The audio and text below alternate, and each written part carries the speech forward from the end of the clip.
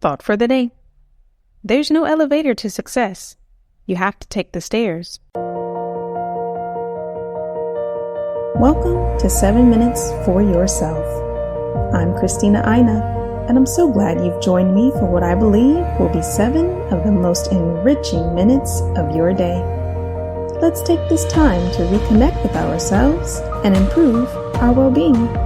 In today's episode of 7 Minutes for Yourself, we are taking steps to push through the pain of forming good habits to reach our full potential. Have a listen. Every action you take is kind of like a vote for the type of person you want to become. And if you can master the right actions, if you can master the right habits, then you can start to cast votes for this new identity, this desired person that you want to be. And I think that's one of the reasons why small habits matter so much. They don't necessarily transform your life overnight, right away. Like doing one push-up does not transform your body, but it does cast a vote for being the type of person who doesn't miss workouts. Or meditating for 1 minute might not give you an immediate sense of calm in your life, but it does cast a vote for being a meditator. The real goal is not to run a marathon. The goal is to become a runner. The goal is not to write a book. The goal is to become a writer. Because once you've adopted that identity, you're really not even pursuing behavior change anymore. You're just kind of acting in alignment with the type of person you already see yourself to be. It's kind of like true behavior change is really identity change. Because once you've changed that internal story, it's way easier to show up each day. You're not even really motivating yourself that much to do it. You're just like, this is who I am now. There's a sort of a misalignment of rewards that often happens with habits. So there's an immediate outcome, an immediate reward, and then an ultimate reward. And for your bad habits, one reason bad habits stick so readily, that they form so easily, is because bad habits, often the immediate reward is favorable, right? Like, what's the immediate reward of eating a donut? It's kind of great. It's sweet, it's sugary, it tastes good. It's only the ultimate reward, if you repeat that habit for 6 months or a year or 2 years, that is unfavorable. Meanwhile, good habits are often the exact opposite. The immediate reward of going to the gym, or going to the gym for like a week, isn't really that great. Your body's probably sore. You don't have much to show for it. Your body looks the same. Your weight hasn't really changed. But if you stick to that for 6 months or a year or 2 years, then the ultimate reward is favorable. And so a lot of the balance, or a lot of the challenge of building good habits and breaking bad ones is figuring out how to pull the long-term costs of your bad habits into the present moment. So you feel a little bit of that pain right now and have a reason to avoid it. And pull the long-term rewards of your good habits into the present moment so it feels good. And you have a reason to kind of make it through that like valley of death in the beginning and stick with it while you're waiting for those delayed rewards to accumulate.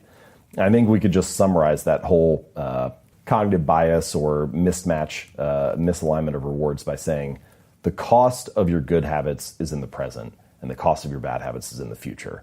And the fact that we prioritize the present over the future ends up making a lot of habit change difficult for that reason.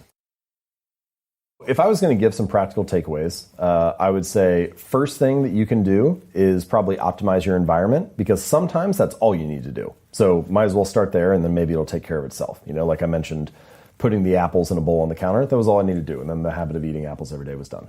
Or maybe, putting your TV inside a wall unit or something, maybe that'll be enough to reduce it or curb the habit.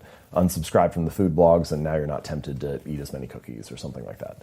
Mobile phone, super important. Yes, right. Things like that. Removing the applications, or like you deleting Instagram off your phone. Well, that was enough. Now your Instagram habit is roughly where you want it to be, and you just look on the desktop instead of on your phone, and that was enough, and now you're fixed. So environment design, good place to start. Next thing that I would recommend is the 2-minute rule and scaling your habits down, making them as easy as possible. Basically, just downscale it to a point where you can answer the question, can I stick to this habit 98% of the time without fail, no matter what the conditions? And if you have to say no to that, then it's probably too big to start.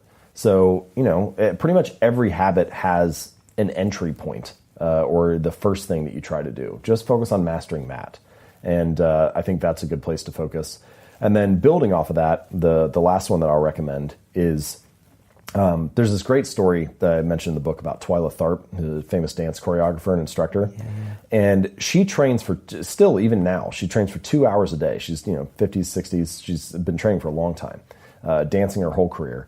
But she doesn't actually focus on the exercise habit. the habit that she focuses on building is I put on my workout clothes and my sweatshirt and I hail the cab on the side of the street.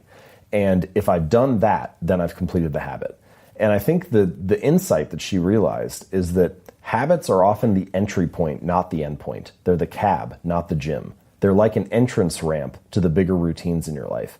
And if you can master that habit, that like little decisive moment that determines what happens in the next chunk of time, then the rest of it kind of falls in line. Like I have this moment each morning where either I open up Evernote and I start writing the next article I'm going to work on, or I go to ESPN and I check the latest sports news.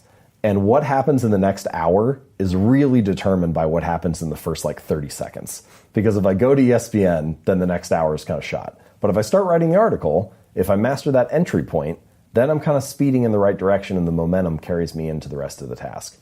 And I think that for me, that's a little bit inspiring when it comes to building habits, because what you realize is that there's actually not that much to change.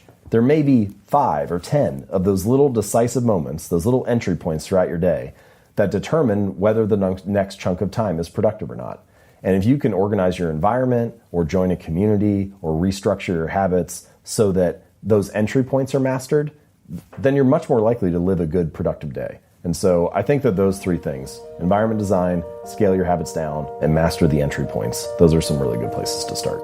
That concludes today's episode of 7 Minutes for Yourself. Please take a moment to rate and review the show on Apple Podcasts. Today and every day with your kiddo is a gift. Enjoy it.